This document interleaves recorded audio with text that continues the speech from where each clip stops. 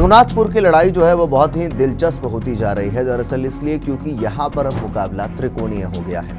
उसामा शहाब जहां आरजेडी से अपनी पकड़ जो है वो यहाँ पर बनाए हुए हैं, तो वहीं दूसरी ओर जनता दल यूनाइटेड ने विकास कुमार सिंह को यहाँ चुनावी मैदान में उतारा है। इस तरह से लड़ाई द्विपक्षीय थी, मगर जब जनसुराज की एंट्री हुई तो यहाँ पर राहुल कीर्ति को जो है चुनावी मैदान में उतारा गया और तब से सीट पर त्रिकोणीय मुकाबला जो है वो देखने को मिल रहा है। अब इस पूरे त्रिकोणीय मुकाबला में हम आपको साफ और सटीक समीकरण अगर आपको बताएं तो फिर ये सब खेल जातियों के ऊपर आधारित है। और अब की बार जातियों की बात करें तो लगभग 34,100 मतदाता जो है वो पिछली बार के आंकड़ों के हिसाब से बता रहा हूं मैं आपको 11.49% के साथ जो अनुसूचित जनजाति है वो रही।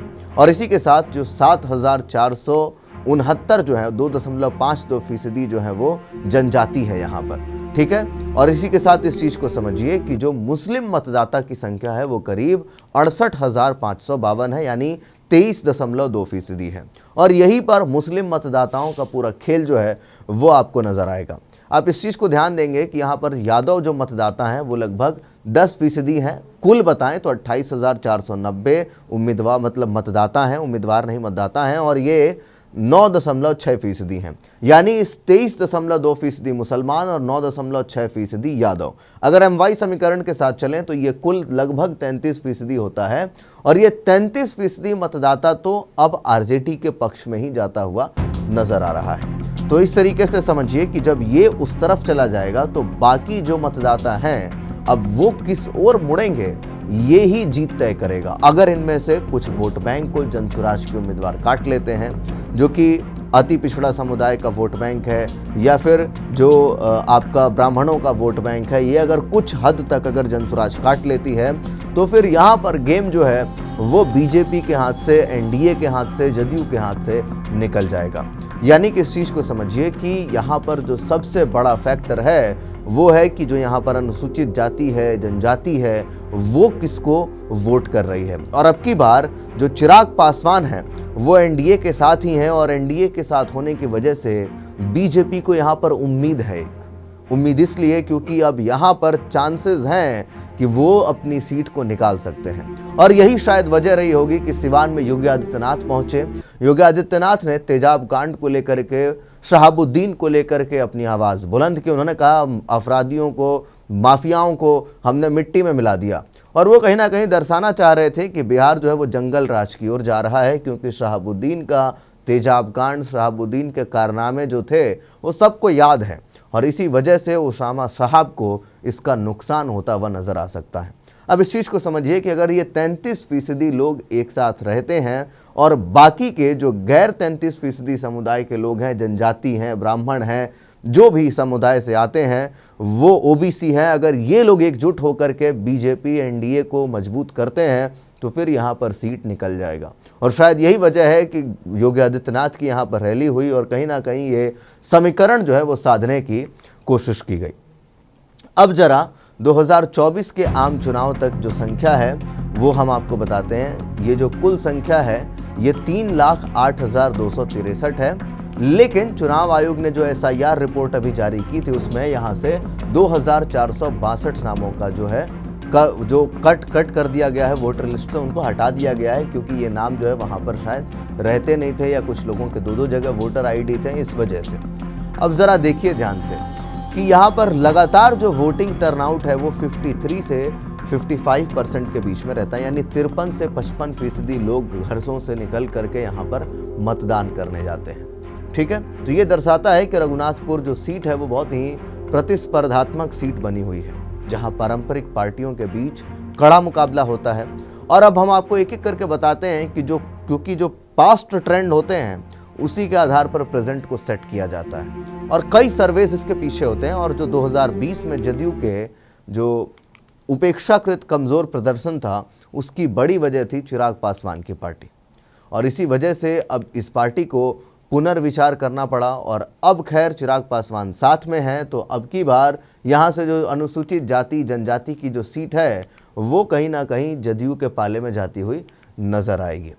इसी के साथ जो 2025 का विधानसभा चुनाव था वो भी कहीं ना कहीं एक संकेत कर रहा है कि जो गठबंधन की रणनीति है और मतदाता लामबंदी निर्णायक भूमिका जो है वो कहीं ना कहीं अब उनकी ओर से है। अब जरा समझिए कि रघुनाथपुर विधानसभा क्षेत्र की स्थापना 1951 में हुई थी और तब से अब तक यहाँ 17 विधानसभा चुनाव हो चुके हैं। यह सीट सिवान लोकसभा क्षेत्र के 6 विधानसभा क्षेत्रों में से एक है और ऐतिहासिक रूप से यह कांग्रेस का गढ़ माना जाता है। यानी कि यह कांग्रेस का गढ़ शुरू से ही रहा है, जिसने यहाँ से 8 बार जीत दर्ज की है। यानी 8 बार रघुनाथपुर सीट से यहाँ से जो है उम्मीदवार कांग्रेस के जीते हैं।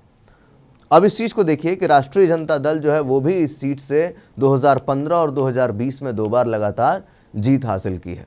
यानी 15 भी जीती थी, 20 भी जीती है और अब भी वो अब की बार 25 में जो चुनाव हो रहे हैं इसमें उनके जो उम्मीदवार है उसामा साहब वो खड़े हैं। इसके अलावा प्रजा सोशलिस्ट पार्टी, संयुक्त सोशलिस्ट पार्टी, जनता पार्टी, जनता दल, जेडीयू, भाजपा और निर्दलीय प्रत्याशी भी एक एक बार इस सीट पर विजय होते रहे हैं। राजद के हरिशंकर यादव ने हाल के 2 चुनाव में इस सीट पर अपनी पकड़ को मजबूत की है। अब की बार राजद ने हरिशंकर यादव को हटा करके उसामा साहब को टिकट दिया है, वो इसलिए ताकि जो मुस्लिम मतदाताओं का जो कहीं ना कहीं बंटवारा होता था, कभी कोई AIMIM में वोट दे रहा है, अब कोई जनसुराज में जाने की बात कर रहा है, तो इन सब को साधने के लिए, मुस्लिम मतदाताओं को साधने के लिए उसामा साहब को अब की बार RJD ने टिकट दिया है। अब ये देखने वाली बात होगी कि शंकर यादव क्या गेम करते हैं। इसी के साथ 2015 में जब शंकर यादव जीते थे तो उनको जो वोट मिली थी वो 10,662 वोट थी। समझिए इस चीज़ को, ये जो वोट मिले थे उनमें से जो जीत का मार्जिन था वो 10,662 का था और ये चीज़ 2020 में भी अंतर बढ़ा है और 2020 में जो जीत का मार्जिन था वो 17,965 हो गया था। तो आप इस चीज़ को देखिए कि किस तरीके से पहले 10,000 जीत का मार्जिन है, फिर 17,000 जीत का मार्जिन है। यानी ये दिखा रहा है कि RJD की पकड़ वहाँ पर लगातार मजबूत हो रही है। हालांकि उनकी जीत में NDA के घटक दल लोजपा के अलग होने के कारण जो है जो त्रिकोणीय मुकाबला बना था वही महत्वपूर्ण भूमिका रहा था। ये सर्वे में आया है और इसी वजह से लोजपा और जदयू दोनों ने अपने अपने उम्मीदवार उतारे थे उस समय, जिससे NDA की पारंपरिक वोट बैंक में एक बंटवारा हुआ और इसका लाभ राजद को मिल गया था। दिलचस्प बात यह रही कि जदयू तीसरे स्थान पर रहते हुए भी 26,162 वोट हासिल करने में सफल रही थी। तो ऐसा नहीं कह सकते कि जदयू की पकड़ यहाँ पर कमज़ोर है और ये तो साफ साफ तौर पर लगता है कि अगर MY समीकरण के अलावा सब एक साथ आ गए योगी मॉडल के हिसाब से तो समझ लीजिए कि ये सीट जदयू निकाल ले जाएगी। अब राजद की जीत के अंतर से कहीं अधिक भी था। अब इस चीज़ में ट्रेंड में जो है एक उलट आया है, क्योंकि लोजपा ने जदयू को नुकसान पहुंचाया था तब, मगर अब वो लोजपा के साथ जो है जदयू चल रही है और इसी वजह से अब की बार जो है समीकरण यहाँ पर बदलते हुए नजर आ रहे हैं। 2024 के लोकसभा चुनाव में जदयू ने सिवान संसदीय सीट पर भी, हम संसदीय सीट की बात भी इसलिए कर रहे हैं क्योंकि जब संसद में पकड़ होता है, संसद जो क्षेत्र होता है उसमें पकड़ होता है तो उसका जो एक बड़ा फायदा जो है वो पहुँचता है विधानसभा के चुनाव में भी। उस समय में 92,000 वोट से जीत हासिल की थी किसने? जदयू ने।